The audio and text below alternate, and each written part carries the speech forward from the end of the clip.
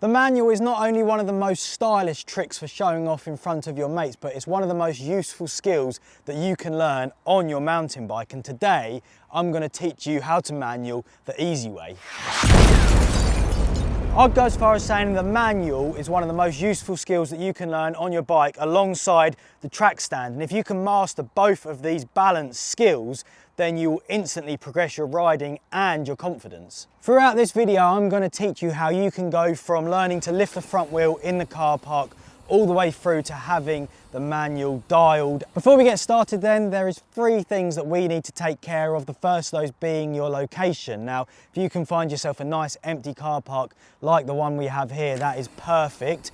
It also needs to be smooth. I know grass might seem safer, but because it's bumpy, this is really going to affect your balance. You can have a slight downhill, that will help with the manual, but you never ever want to be going uphill. Next up, we need to take a look at your bike setup. For example, a big squishy full suspension bike is going to be much harder to manual than a hardtail dirt jump bike, because the suspension is going to try and correct every movement that you make with your body to try and remain balanced. I'm using my lightweight e-bike, 140mm travel, and I've got the suspension and the tyres both very stiff. And that's important because every movement that you make on the bike is going to be very direct into the ground, and that is going to help you to balance. It's also important that your seat height is low, so that is out the way. And I would recommend for learning flat pedals. If you have clips and you have to bail off the bike quickly, that's a recipe for a disaster. Finally, you need a very powerful rear brake with good feeling. I would say this is the most important part with a manual, and I'm about to explain why. The most important part when you're doing a manual then is the rear brake, and that is why you always cover it with your index finger. And the reason for this is because if you're going to loop out and crash onto your back, then you can simply pull the rear brake and that will bring the front wheel down. And it also helps you to maintain the balance point over a longer distance. This is actually done with a technique called feathering, which we will look at in more detail later in the video. But for now, all you need to know is if you're going to loop out or crash, then just jam on the rear brake. Your location is absolutely perfect. Your bike is fully set up, and most importantly, you know where your rear brake is, and your index finger is always on that lever, which means that you are now ready to learn the manual. So let's go and find out how you lift the front wheel. To lift the front wheel then, you're aiming for a medium speed that feels comfortable. Too fast is just not necessary, and too slow is actually going to make it more difficult to lift the wheel. Then it is a simple combination of weight transfer to the back of the bike and pushing down with your feet. To get things started then, like any trick or stunt, you want to make sure your pedals are flat and adopt the attack position. Then it's time to put your weight forward onto the front suspension whilst bending your elbows, but keeping your legs more or less straight. Then in one smooth motion, you need to transfer your weight back towards the rear axle, almost like you're about to sit on the tyre. Then at the same point, push with your legs into the ground. This combination between the weight transfer to the back of the bike and leg pushing will lift your front wheel with ease, which is why it's important to cover the rear brake, because if you do this correctly, the front wheel is going to shoot up in the air, and that is why you need the rear brake to prevent you crashing. The balance point is actually surprisingly far back, so you want to try and imagine that you're sitting in line with the rear axle, and then it's important with your head to look up and ahead, not down at the bike and sort of around this area. I like to explain the technique of lifting the front wheel the same as when you've had a long day at work, you come home, your favourite TV programme is on, and you just want to relax. So you go over to the sofa and you just throw your weight back into it. If you can picture doing this, which I'm sure most of you can, then you just need to try and use that technique to throw yourself back into the sofa on the bike, and the front wheel should lift into the air. Before you try and manual any sort of distance, it's so important to just dial in lifting the front wheel. And I know it's not the most exciting skill to learn, but the best way to practice it is just to go up and down the car park and repeat this process. Common issues people come across when learning to lift the front wheel would firstly have to be using their upper body too much. They keep their legs straight, keep their weight over the front of the bike and try and lift the bike with just their arms. Although the front wheel does come off the ground, it's just the complete wrong technique. Your upper body actually doesn't need to do too much, and you can keep your arms and your back relatively straight. You might also find that you're tipping to either the left or the right, and that is because your body weight is uneven. So first thing to look at is to make sure your shoulders are square to the handlebars, and then when you're also transferring your weight backwards, make sure that you're leaning back and pushing into the pedals evenly.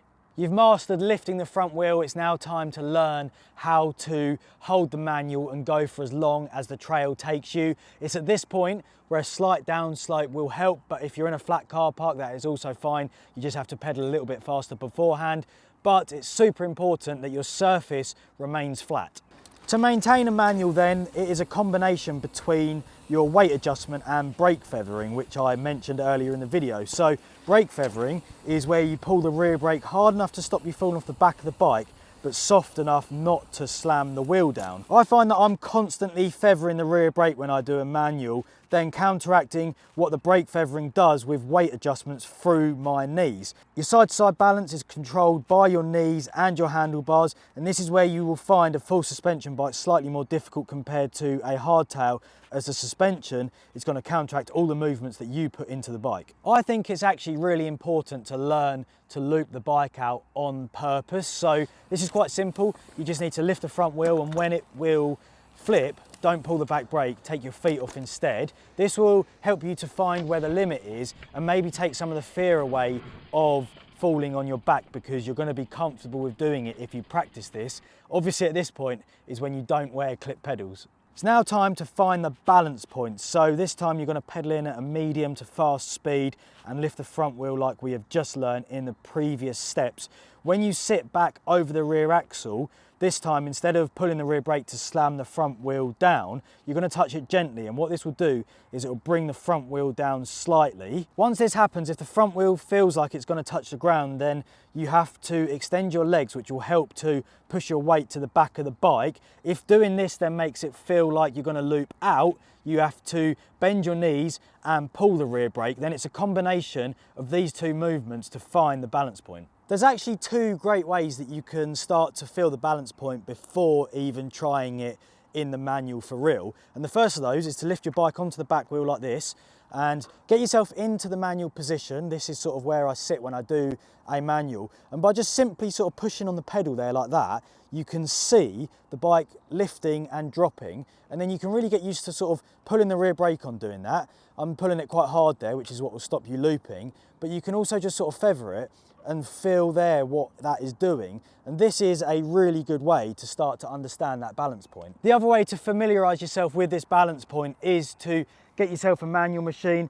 These are quite good because they're quite safe, and like this one, it's got a sit here bit, so you've got something to aim for. Let's have a little go in it quickly.